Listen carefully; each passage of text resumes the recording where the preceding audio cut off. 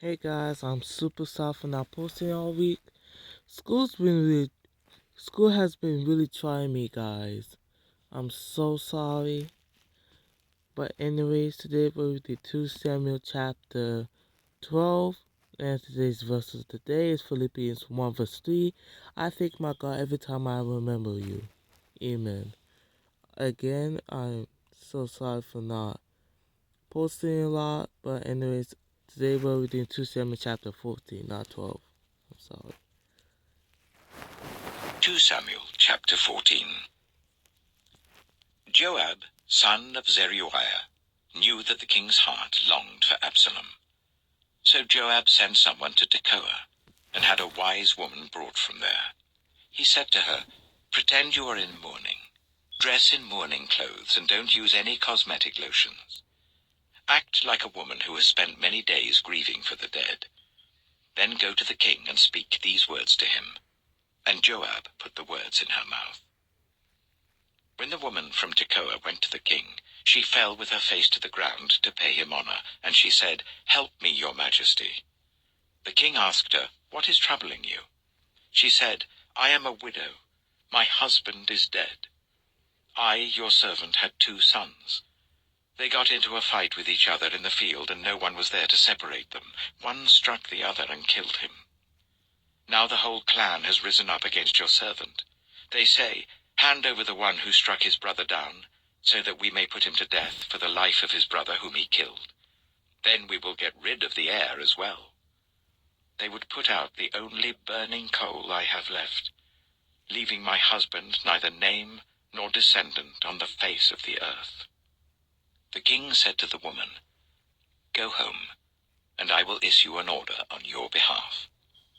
But the woman from Tekoa said to him, "Let my lord the king pardon me and my family, and let the king and his throne be without guilt."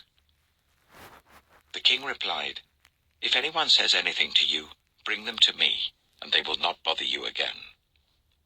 She said, "Then let the king invoke the Lord his God, to prevent the avenger of blood from adding to this destruction, so that my son shall not be destroyed."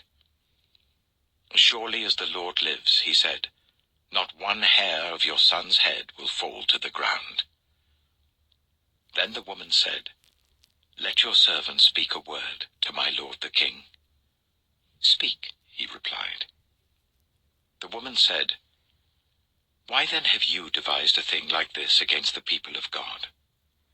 When the king says this, does he not convict himself? For the king has not brought back his banished son. Like water spilled on the ground, which cannot be recovered, so we must die. But that is not what God desires. Rather, he devises ways so that a banished person does not remain banished from him. And now I have come to say this to my lord the king, because the people have made me afraid.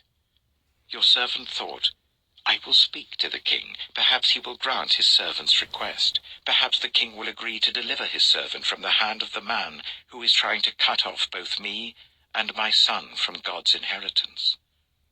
And now your servant says, 'May the word of my lord the king secure my inheritance, for my lord the king is like an angel of God in discerning good and evil. May the Lord your God be with you.'"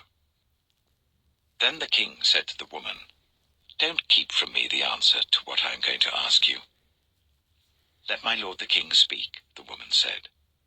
The king asked, "Isn't the hand of Joab with you in all this?" The woman answered, "As surely as you live, my lord the king, no one can turn to the right or to the left from anything my lord the king says. Yes, it was your servant Joab who instructed me to do this, and who put all these words into the mouth of your servant. Your servant Joab did this to change the present situation. My lord has wisdom like that of an angel of God. He knows everything that happens in the land." The king said to Joab, "Very well, I will do it. Go, bring back the young man Absalom." Joab fell with his face to the ground to pay him honor, and he blessed the king. Joab said, "Today your servant knows that he has found favor in your eyes, my lord the king, because the king has granted his servant's request." Then Joab went to Geshur and brought Absalom back to Jerusalem. But the king said, he must go to his own house, he must not see my face. So Absalom went to his own house and did not see the face of the king. In all Israel there was not a man so highly praised for his handsome appearance as Absalom. From the top of his head to the sole of his foot there was no blemish in him. Whenever he cut the hair of his head, he used to cut his hair once a year because it became too heavy for him, he would weigh it, and its weight was 200 shekels by the royal standard. 3 sons and a daughter were born to Absalom. His daughter's name was Tamar, and she became a beautiful woman. Absalom lived for 2 years in Jerusalem without seeing the king's face. Then Absalom sent for Joab in order to send him to the king, but Joab refused to come to him. So he sent a second time, but he refused to come. Then he said to his servants, "Look, Joab's field is next to mine, and he has barley there. Go and set it on fire." So Absalom's servants set the field on fire.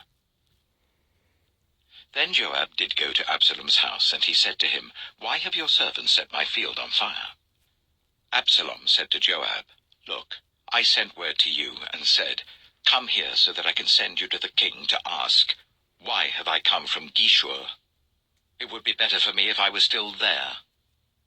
Now then, I want to see the king's face, and if I'm guilty of anything, let him put me to death.'" So Joab went to the king and told him this. Then the king summoned Absalom, and he came in and bowed down with his face to the ground before the king. And the king kissed Absalom. Amen. So that's 2 Samuel chapter 14. And tomorrow we'll go read 2 Samuel chapter 15. I'm going to end the video off here. Again, guys, I'm so sorry for not posting all week.